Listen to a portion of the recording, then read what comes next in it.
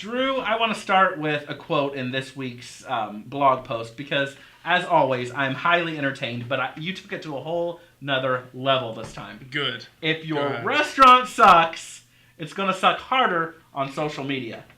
It took me a while to digest that, and as the 5-year-old jumped out in me, I giggled for a little bit, just because it is funny.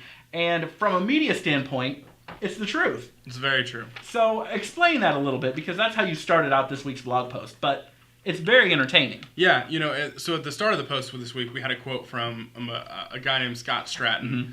I'm a big fan of Scott Stratton. He is a guy that doesn't hold anything back, tells it how it is, and I'm a big fan of that. Sure. So it's a quote from him, and I saw the quote about a month ago, and I'm like, okay, we have to do something on this. We have to expand on it and really explain, because sure, like you did, some people see the quote and they laugh, but there's a lot of good truth in that quote too.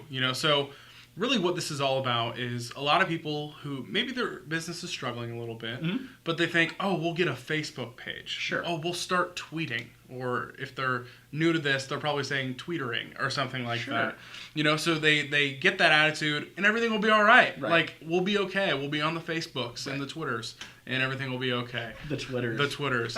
But what this post was all about, it doesn't really make things better. Right. If your home isn't built on a strong foundation, just adding the room of social media to your house isn't going to make anything better. Which brings to the title, social media does not make your business better. Yeah, which that was a shocker, I bet, to a lot of people it might that read been. The post this week. But coming from a media kind of guy, it couldn't be an even more true statement. Yeah. Because a lot of it is, they think, well, if I advertise and I bring people in, my business is going to get better. Yeah. But that's not the case. Can you explain that a little bit? Yeah, it's just clear and simple. Let's say you're a restaurant. Sure. I love using that example. I think it's easy for people to understand. Yeah. Let's say you're a restaurant and your chicken fingers are just terrible.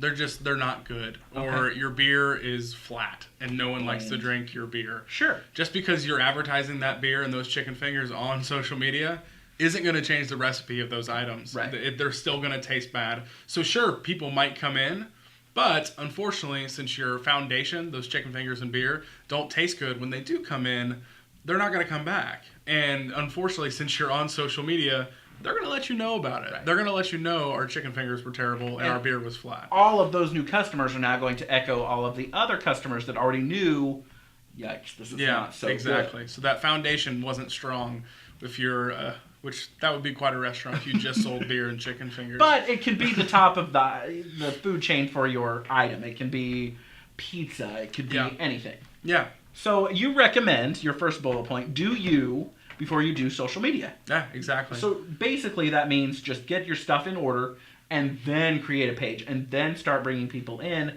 and you can actually advertise, hey, new and exciting. Exactly. And I'll keep going back to that, but get that foundation of your business straight.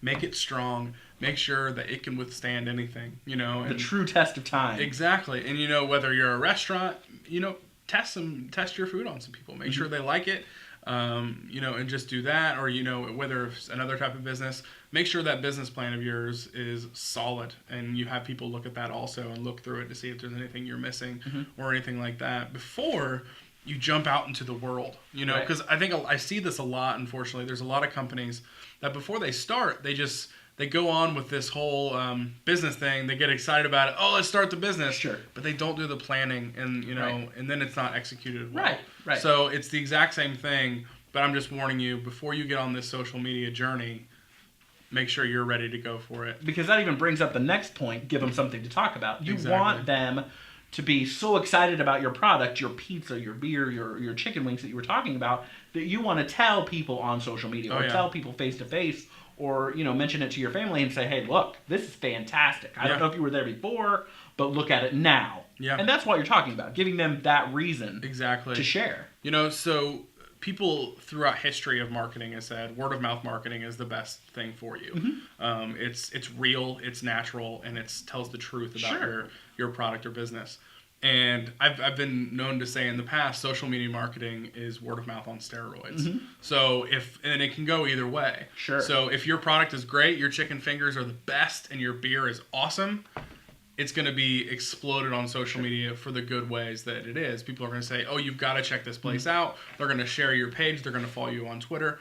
But unfortunately, it can go the other way too. Sure. Where if your chicken fingers or your beer isn't good, they're gonna let you know about it, and they're gonna let their friends know about it too, because you're already there on that platform, begging for conversation or like willing it to happen. So it's gonna happen either way. I think these days, people, whether you're on Facebook or Twitter or whatever platform it is, people are gonna be talking about your brand. But the chances of something blowing up are a lot less if you're not there. So get your stuff ready and then jump onto the platform. But it kind of even goes back to, this is how all of your blogs are connected. This goes back to, if your Facebook page is already created or your Twitter account is already created and they're already complaining about it, even in that transition, address that head on and say, hey, look, we're working on it. We got it. We know. Yeah. We're trying to make it better, and engage those people just as you've said in the past. Yeah. Make sure that you know and are accessible. Exactly. And feedback is one of the greatest ways to use social media. So let's say someone tells you, hey, your chicken fingers were terrible. Listen, don't keep making those same chicken fingers, or your beer is flat. Change it up. Something's wrong. They're not just telling this to you to make you mad. And complaining, as you know, in the media circle, it's always easier to complain about something than it is to give a compliment. Exactly. And the best way to even make them feel engaged is to get in there, okay, what is it you don't like about the beer, the chicken fingers? What is it exactly? That way they feel like they're part of the process, and hey, then they're even more willing to share, because I made a big difference in this business. Yeah.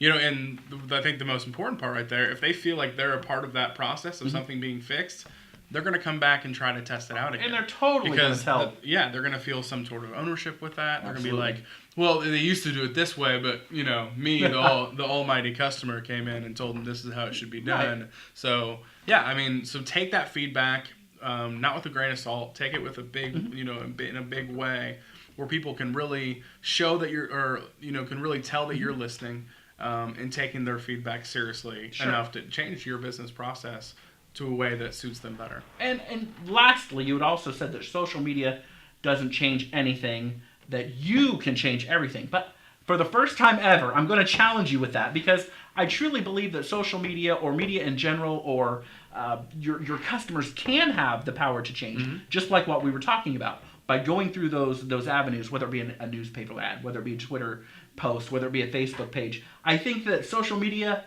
in general, does have a way to change, don't you? Yeah, it does, but it all goes back to what you want to do with it. So social media has the potential of changing everything, but it's only as good as what the owner of that company wants to do with it. It's kind of like consulting we do.